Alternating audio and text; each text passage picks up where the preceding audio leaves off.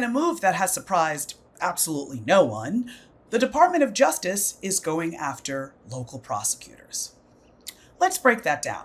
Hi, I'm Melba Pearson, also known as the Resident Legal Diva, and this is The Breakdown. If you enjoy the content on this channel, be sure to like, comment, subscribe, and tell a friend. So, the head of the DOJ, Department of Justice, Civil Rights Division, which hasn't really been about civil rights lately, but we'll get to that in a moment.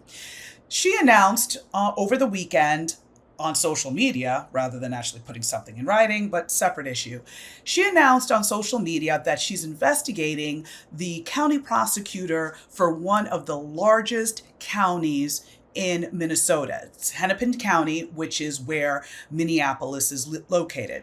So she's going after the district attorney there, county attorney, different titles, but same thing, saying that her policy around considering race as a factor in plea deals is something that is illegal, and they think that it is abuse of prosecutorial decision-making. So Hennepin County, the state attorney or county attorney there is named Mary Moriarty.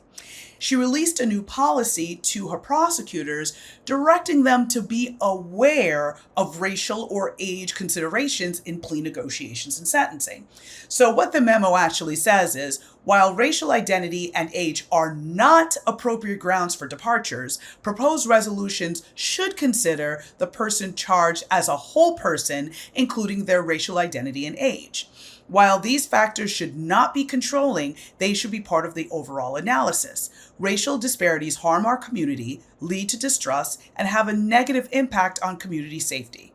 Prosecutors should be identifying and addressing racial disparities at decision points as appropriate.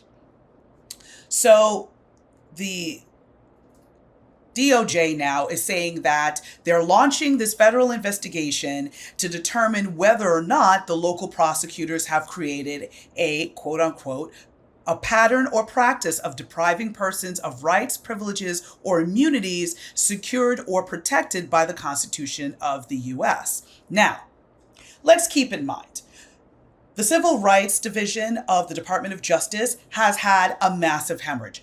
We're talking hundreds of attorneys and staff members have pieced out in recent weeks. They have resigned because they're like, listen, you are reassigning us. You're departing from the core mission of what the Civil Rights Division of the Department of Justice does, which is actually investigate real civil rights abuses.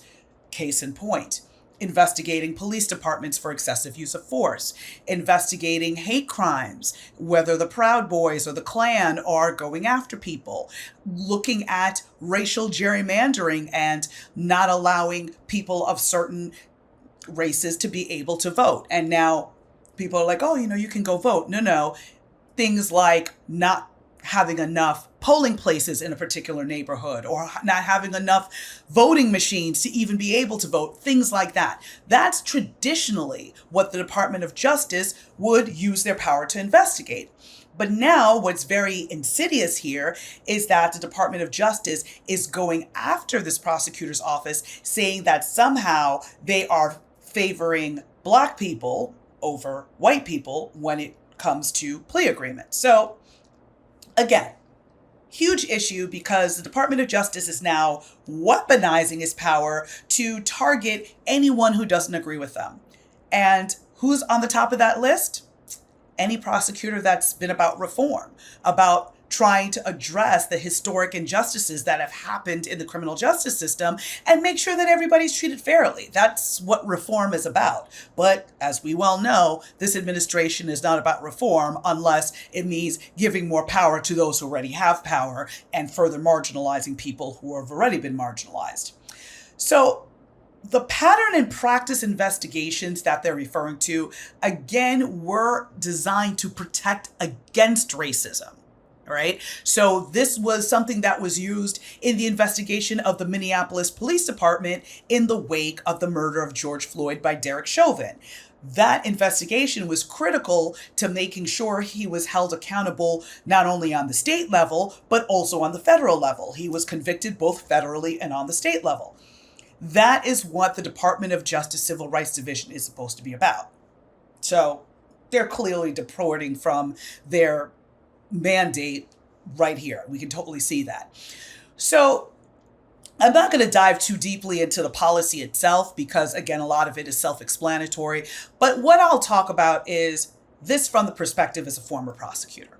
So prosecutors have the discretion to decide what the appropriate charges are for a case, whether charges apply at all, or whether the person should get diversion, or basically a program that gets them out of the criminal justice system so that they could address the root cause of the crime, or if somebody needs to go to prison for the rest of their life. Prosecutors have that wide of a discretion.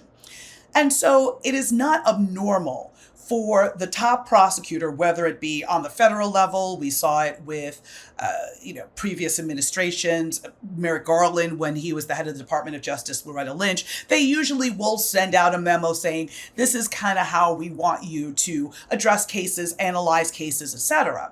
And so what this local prosecutor did, and again, the county attorney is elected in this particular jurisdiction. Local prosecutors can be elected or they could be appointed by the governor of their state, but again, they're accountable to the people. But they have that ability to kind of let the prosecutors know, this is what we're prioritizing. This is kind of how I want you to look at your cases. And there has been a growing trend of using data and other analytics to look at racial disparities and figure out whether or not Black people are getting worse sentences than white people, accounting for all similarities. So in other words, if you have two defendants, one white, one Black, with the same criminal history, charged with the same crime, are they going to get the same exact sentence? Or is the Black person going to get a worse sentence than the white person? That's a problem, right? Because that's not equity. You want to make sure that everyone is being treated equally under the law. We know historically that has not been the case for a ton of reasons. That's a whole other video. But sum and substance, look at the prisons. It's not because Black people are more violent than white people. That has clearly been debunked, even though this administration keeps trying to go back to old, dismantled racial tropes. But the reality is, everybody has the same level of violence. The question is, who gets caught? And the second question is, how are they treated? I think probably the best example of this would be the Stanford sexual assault case, right? You had this young man who sexually assaulted this woman, and he was a swimmer, and everybody was like, oh my gosh, he has this future ahead of him that's so bright, and he's going to represent our country in the Olympics, oh my gosh. And so the judge basically gave him a slap on the wrist.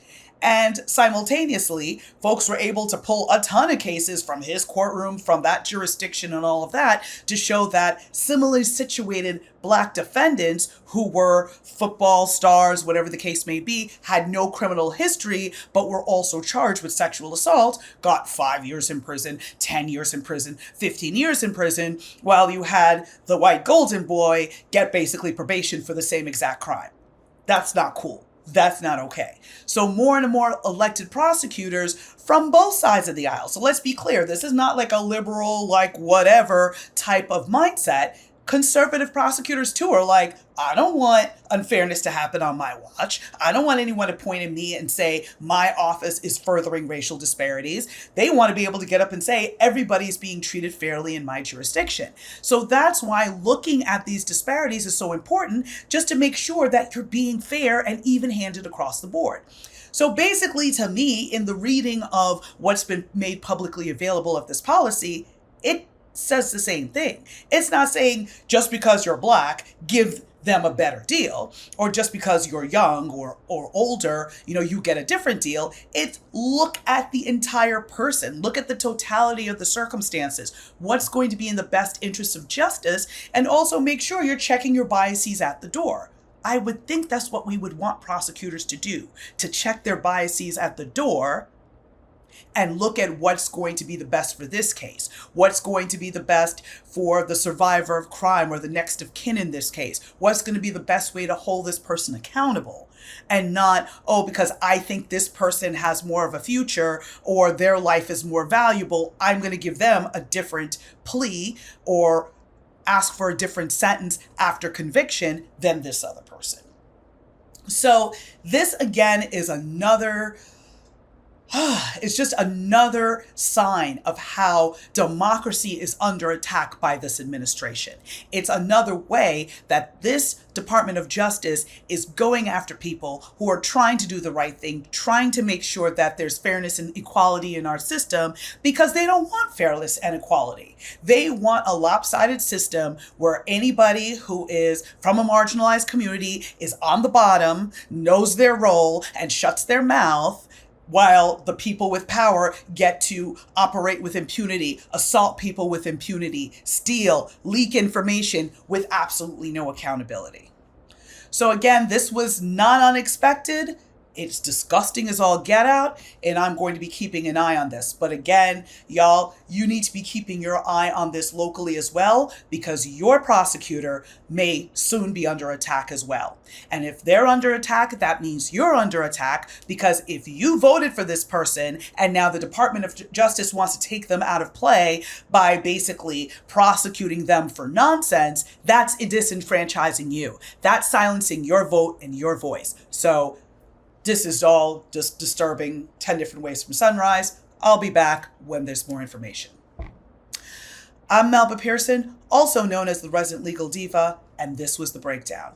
If you enjoy the content on this channel, be sure to like, comment, subscribe, and tell a friend that we are the resistance.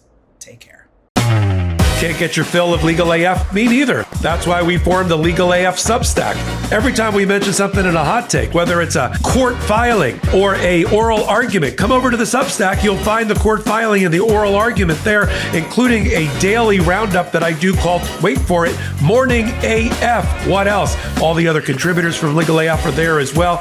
We got some new reporting. We got interviews. We got ad-free versions of the podcast and hot takes. Where? Legal AF on Substack. Come over now to free subscribe.